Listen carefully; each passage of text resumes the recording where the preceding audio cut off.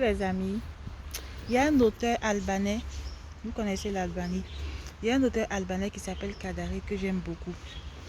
Il a écrit plusieurs livres, j'ai présenté des chroniques, j'avais une page sur Facebook qui portait le même nom que celle-ci, le 5 à 9 d'Aïcha Yatabari. Oui, j'avais beaucoup d'abonnés et j'invitais des artistes, des écrivains, des intellectuels pour des débats et je parlais aussi, je présentais des livres, je faisais des chroniques. Donc j'ai présenté le livre de Kadare, Matinée au café Rostand. C'est un auteur albanais qui a fui la dictature communiste et qui est venu en France où il a fréquenté les hauts milieux intellectuels, la haute sphère du domaine de la littérature, des arts, qui a écrit plusieurs ouvrages sur la liberté de vivre, la liberté de penser et l'intellectualité comme mode de résistance. Et cette page était un outil pour moi pour faire valoir l'intellectualité comme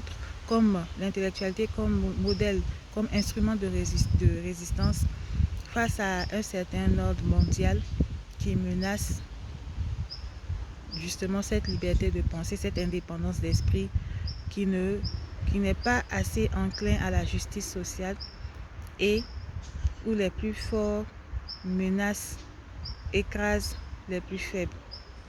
Et parmi ces plus faibles, il y avait certains États africains qui, selon moi, méritaient des relations plus équilibrées avec d'autres pays. Cette page, je critiquais aussi certains dirigeants africains, des pseudo-panafricanistes, des populistes que je critiquais aussi sur cette page. Parce qu'ils ne posaient pas de véritable action, ils n'avaient pas de véritable programme pour le développement et pour le bien-être des populations.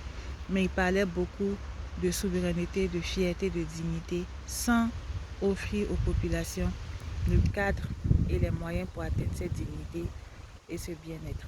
Cette page, je me suis fait voler le contrôle de cette page sur Facebook, le 5 à 9 d'Aïcha Yatabari, par un individu qui s'est présenté comme un agent de Facebook, qui m'a demandé si je voulais faire des publicités sur cette page et qui a eu accès à mon compte d'administrateur. Je me suis fait voler le contrôle de cette page depuis 2022.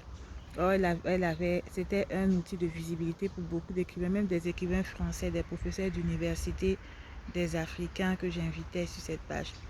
Donc, je rebondis, comme je suis une battante, une guerrière, je ne lâche jamais prise, mais guerrière dans le bon sens. Je suis endurante et je vais jusqu'au bout de mes initiatives pour atteindre mes objectifs. Donc, je reviens avec cette page et différemment, parce qu'on dit la crise est une opportunité d'évolution, de faire mieux. Donc, je reviens sur YouTube différemment avec des vidéos comme ça sur des sujets d'actualité. Aussi, je présente mes recherches dans le domaine de la santé, environnement et le genre. Pourquoi j'ai voulu parler d'actualité, mais aussi de points plus techniques, d'apporter cette technicité dans mon domaine, partager mes recherches dans la santé, l'environnement et le genre, parce qu'il faut être concret. Pour atteindre des objectifs, il y a la vision. Je vous avais dit qu'on allait en parler une fois. Un leader doit avoir une vision et il doit avoir aussi des instruments pour matérialiser cette vision. Et parmi ces instruments, il y a des programmes, des stratégies, des politiques. Il y a aussi l'ancrage, les soutiens, les alliés, les alliances qu'on noue, les partenariats.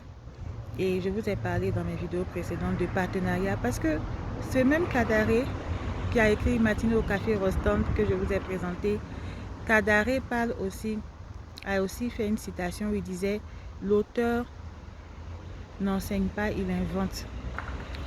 L'auteur n'est pas là pour enseigner, il est là pour inventer. » Donc, en tant qu'autrice, moi j'ai écrit aussi des livres de littérature, j'aime beaucoup la créativité, mais dans mon domaine qui est en lien avec mes études, la santé, l'environnement et le genre, j'ai écrit des essais.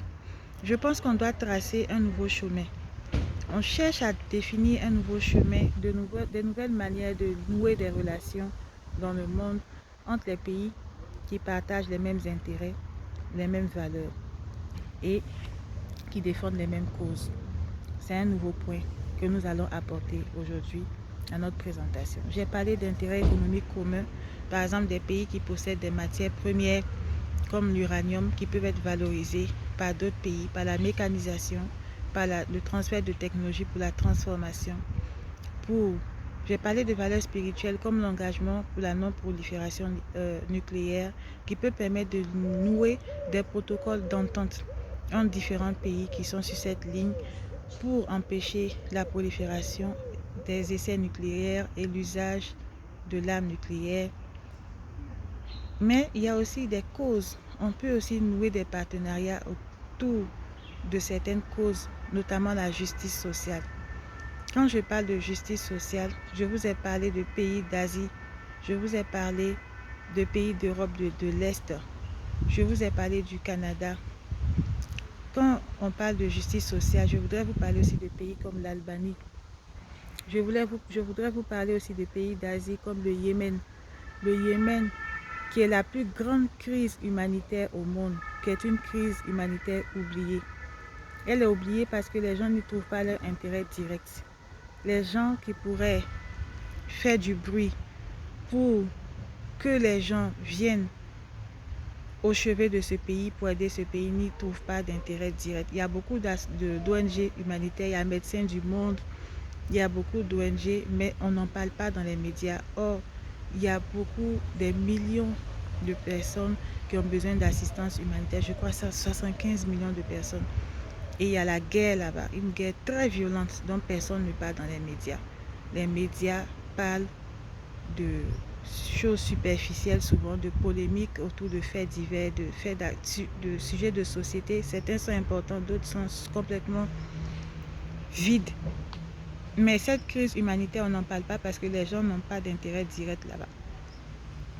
Mais les pays qui sont en Asie, pourquoi je dis des pays comme des pays d'Asie du Sud-Est qui sont en train de développer leur industrie, qui ont besoin de nouvelles sources d'énergie pour lancer leur boom industriel, des pays comme la Tchécoslovaquie, comme l'Albanie, qui ont besoin de nouvelles sources d'énergie comme l'uranium, des pays comme le Kazakhstan qui sont en train de se développer, qui nouent des partenariats aussi bien avec l'Europe qu'avec d'autres pays d'Asie, la Russie, même la Chine, qui nouent des relations avec le Canada, qui nouent des relations, et d'autres pays d'Asie centrale comme l'Ouzbékistan, qui sont en train de développer leur industrie pharmaceutique. Tout cela ont besoin de sources d'énergie comme l'uranium.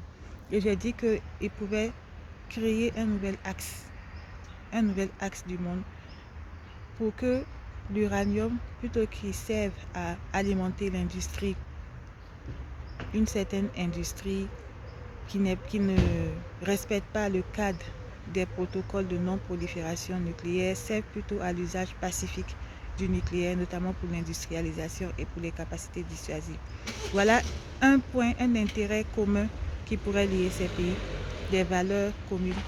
Mais il y a aussi une cause, leur proximité géographique avec ce pays qu'est le Yémen, qui est la plus grande crise humanitaire au monde, qui est une crise oubliée parce que personne n'y trouve d'intérêt.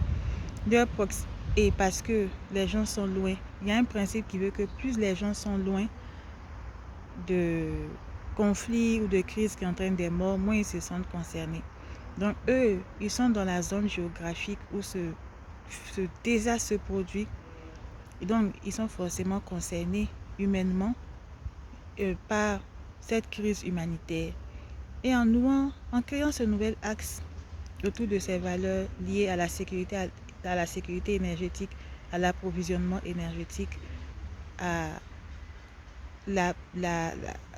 l'engagement pour la non-prolifération nucléaire, ils peuvent peser dans le système des relations multilatérales au niveau des institutions internationales. Ils peuvent peser pour que l'aide, l'assistance humanitaire des institutions internationales ou même de différents pays du monde qui peuvent aider ce pays, pour que cette aide soit plus importante et réponde mieux aux besoins, et même pour régler ce conflit, pour que plus de personne n'en parle. On parle de d'autres conflits qui sont très médiatisés parce qu'il y a des questions d'intérêt. Finalement, on se demande, mais l'humanisme dont les gens parlent, est-ce que c'est à géométrie variable? Est-ce que c'est aligné avec les intérêts? Je sais qu'il y a des personnes qui sont des vraies personnes qui partagent les valeurs humanistes sans partager la même religion. C'est pour ça que je vous ai parlé d'universalisme la dernière fois. On peut partager des valeurs humanistes sans partager la même religion. sans partager la même couleur de peau. Et la Déclaration des droits de l'homme de Paris est le reflet de valeurs humanistes. Et pourquoi ces grands pays-là des droits de l'homme ne se sentent pas impliqués, ne se sentent pas concernés par une crise comme celle qui se déroule au Yémen? Ce sont les associations comme Médecins du Monde, les ONG qui interviennent sur le terrain, mais personne n'en parle, personne n'agit pour mettre fin à cette crise. Ces gens meurent, ces enfants, ces femmes, dans la pauvreté, la maladie. Dans les pays qui sont proches de ce pays où se déroule cette catastrophe humanitaire, les pays d'Asie, les pays et leurs partenaires, leurs alliés sur la scène internationale, comme le Canada, comme certains pays d'Europe de l'Est, en créant un bloc fort, ils peuvent défendre des intérêts communs, ils peuvent défendre leurs intérêts communs sur le plan économique, ils peuvent défendre la sécurité pour tous et en commençant par eux-mêmes, et ils peuvent défendre des causes communes. Et tous les pays, en dehors de ces pays que j'ai cités, qui partagent les valeurs de justice sociale. Merci.